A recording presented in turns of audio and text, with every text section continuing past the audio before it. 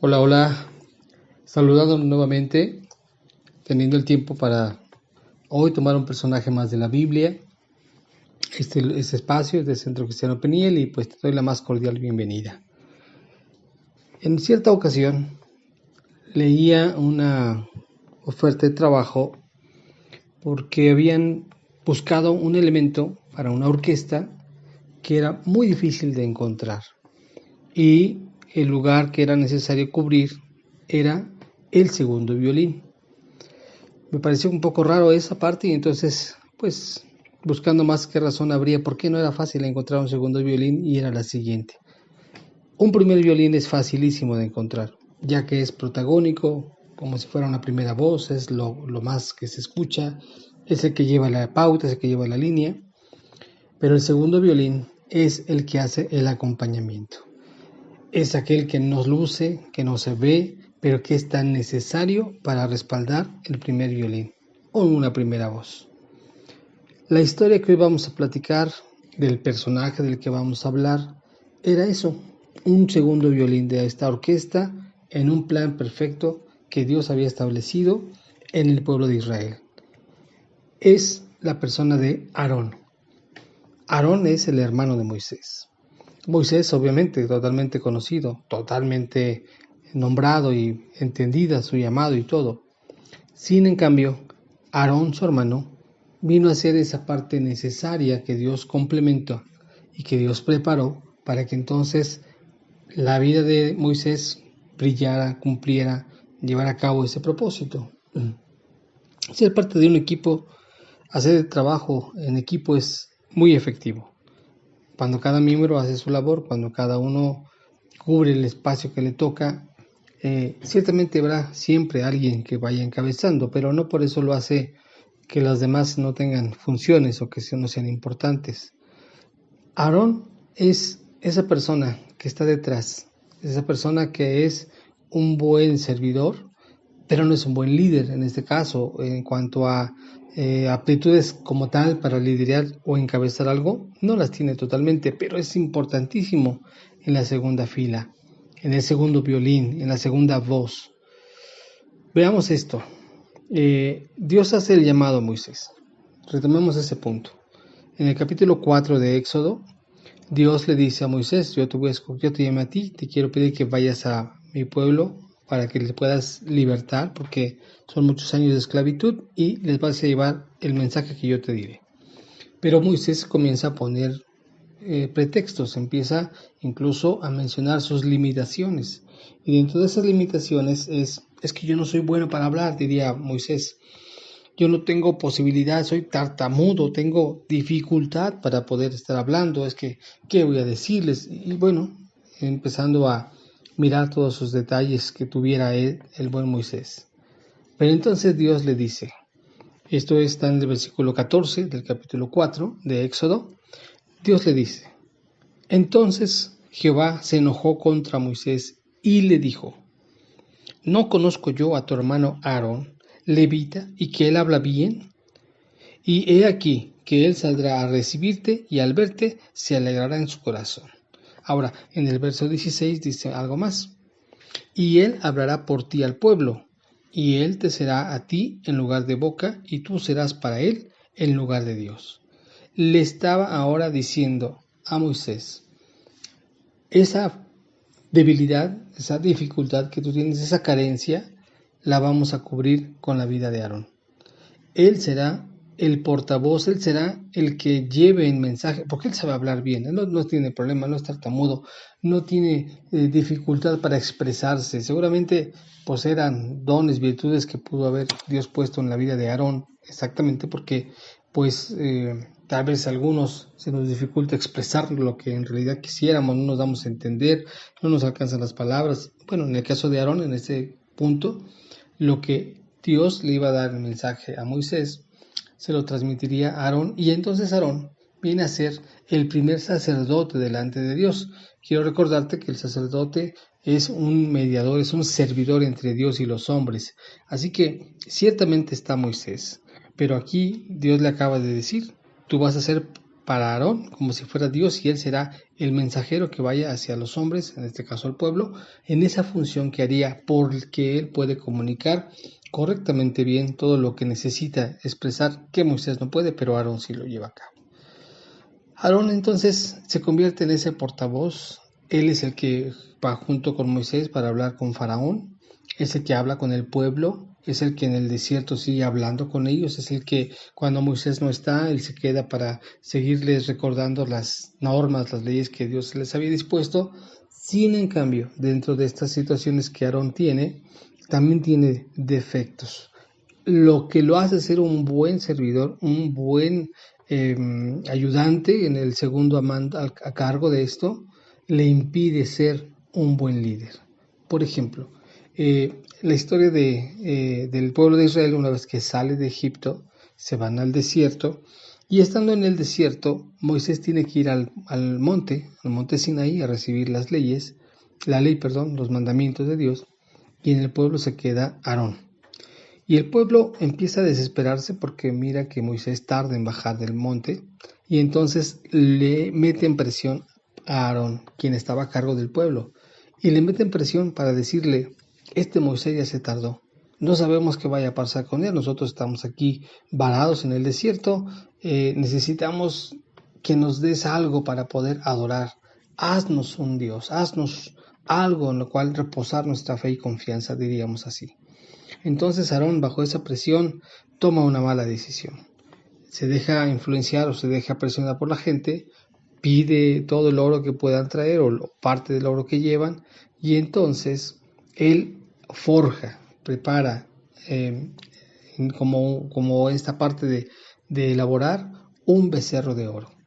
Un becerro de oro para que la gente lo pueda adorar. Y Aarón dice: este es el Dios que te sacó. Ahora, solo como un paréntesis cultural, un paréntesis de interpretación, y para comprender el trasfondo, el contexto de la razón por qué vendría a ser un becerro, para los israelitas, en la mención donde se encontraban con los egipcios, la referencia hacia un dios, en este caso el dios que ellos tenían en una permanencia, o este ídolo en una permanencia más frecuente, más común o más atento a eso, era una vaca. Entonces, para la cultura hebrea de Egipto, la vaca era símbolo de Dios. Es como, por ejemplo, ahora vamos a hacer este ejercicio mental. Si yo te digo que representes con un símbolo, no palabras, sino con un símbolo, a una iglesia, generalmente la vamos a representar haciendo una especie de casa y por encima una cruz. Eso se puede dar por entendido sin ponerle nombre, sin dibujarle algo más, y decimos: eso es una iglesia. No digo que exactamente así lo sea, porque obviamente entrar en otro tipo de cosas para decir, bueno, es que el significado es otra cosa, y bueno, no se trata de eso, sino la parte de los símbolos, la parte de lo que visualmente damos por entendido. Entonces, eso nos enseña que nuestra relación por la imagen, decimos, bueno, es que eso es una iglesia. La relación que en ese momento los israelitas tenían de Dios lo hacían con un becerro, con una vaca, porque era lo que para los egipcios, teniendo tantos años viviendo con ellos, más de 400 años como esclavos ahí, era lo que tenían en relación a quien era un Dios, por ejemplo. Entonces, por esa razón, Aarón, una vez que se siente presionado y que le piden que les haga un Dios, hace un becerro. Nada que ver con Dios, claro está. No era la indicación que Dios les había dado a Moisés, no era la razón por la cual Dios los había sacado de Egipto, más bien los quería libertar de toda esa idolatría que había en Egipto. Sin en cambio, Aarón se equivoca. Aarón bajo presión no sabe ser un buen líder. Aarón bajo presión se deja guiar por lo que la gente le dice, la crítica, el enojo que pudieran tener. ¿Qué hubiera pasado si él no hubiera hecho esto? Tal vez el pueblo se amotina, lo matan a él, o a lo mejor se regresan todos juntos, o los mismos israelitas deciden morirse todos, no lo sé, cualquier cosa pudo suceder, pero en este caso Aarón se debilitó y cedió, aceptó la presión que tenían para entonces hacerles un Dios que pudieran adorar. es una buena persona, es un buen servidor, es un buen segundo violín, como decíamos al principio, para poder ayudar al primero, para darle la ayuda a Moisés, claro que sí, pero si la toca de primer violín no puede, falla. Tal vez muchos de nosotros necesitamos entender nuestras capacidades y limitaciones y en base a eso aportar a un equipo, trabajar en conjunto con gente, en el trabajo, en la casa, en la iglesia, en la escuela. Y si ubicamos nuestras debilidades y aplicamos en lo que somos buenos, en este caso como equipo, pues siempre habrá posibilidad de poder respaldar a otros o brillar por otros o ocupar ese lugar que nos toque sin problema de que aunque no nos veamos, pero nuestra labor es importante. Recuerda cuando comencé a decirte que buscaban mucho para cubrir el segundo violín, el violín en una orquesta, y es que a lo mejor alguien dijera, pues sí, yo quiero ser segundo violín, pero ya estando en la orquesta, ya tocando la música y el primer violín iniciando la melodía, el segundo se queda por detrás porque para eso es, pero en algún momento le gana la fuerza y a lo mejor le ganan las ganas y quiere ser el primer violín. A veces, aunque nosotros sabemos que nuestras capacidades no son tantas, también de pronto nosotros nos equivocamos queriendo tomar el primer lugar. Te quiero platicar que hay una canción de un hombre llamado Marcos Vidal y esa canción se llama El Payaso. Y esta canción habla de estas situaciones que una persona puede tener en su inconformidad de cómo es, en su batalla de por qué no tiene otros ciertos dones y la historia es así más o menos. En un circo, este era el payaso, pero el payaso, que era muy buen payaso, él soñaba con ser trapecista. Él decía, es que payaso no es mi llamado. Ciertamente hago reír a la gente, pero yo quiero estar en las alturas, quiero brillar, quiero llevarme los aplausos, que me reconozcan, arriesgarme. Y bueno, en medio de esa lucha personal que él traía, sintiéndose incómodo en la función que hacía y sintiendo que era para otras cosas mayores, un buen día, cuando el circo estaba cerrado y cuando no había nadie en el escenario, miró el trampolín, miró todo puesto para estar arriba haciendo suertes como acróbata y sin estar nadie, entonces él subió al trapecio.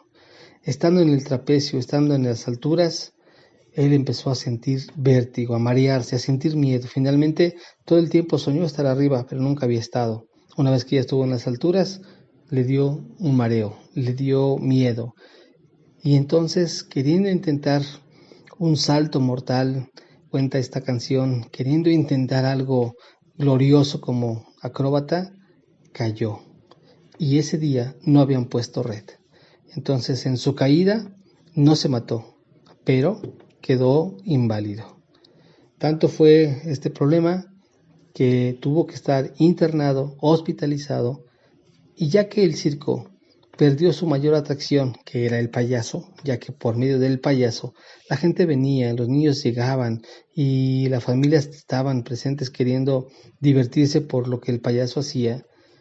Cuando el circo pierde toda esa esencia, el circo cierra sus puertas. Aunque había acróbatas, aunque había tal vez otro tipo de suertes, tal vez estaban leones, tal vez había otro tipo de acrobacias, pero no estaba el payaso, el que hacía la mejor función.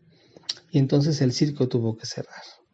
Y el payaso, cuando va entendiendo que él había sido llamado para ser payaso y no acróbata, entonces comienza a resignarse, a reconocer su labor y a aceptarse y aún empezarle a dar gracias a Dios. Porque aunque él no quería ser payaso y aunque quería ser acróbata, su mejor función la hacía siendo payaso. Y luego entonces, ya cuando viene terminando esta canción, dice, pues aunque fui un payaso, pues aunque fue un fracaso, soy de profesión payaso. No me juzgues mal, dice, Dios me hizo así. Porque en el ocaso ya de su vida, aunque paralítico y todo, venían niños a visitarle, él se ponía la nariz, él se maquillaba y él se preparaba y hacía feliz a los niños. Mis queridos amigos, hermanos, a veces andamos batallando queriendo ser el primer violín, queriendo ser el primero en línea Y tal vez Dios nos llamó a ser el segundo de a bordo, nos llamó a ser el segundo violín, nos llamó a ser la segunda voz. Y es un buen lugar, y es una buena aportación. Aarón siempre vino a ser esa ayuda para Moisés, porque finalmente Dios así lo preparó. Si no hubiera estado Aarón, tal vez alguien más puede haberlo ayudado, pero era necesario que estuviera Aarón.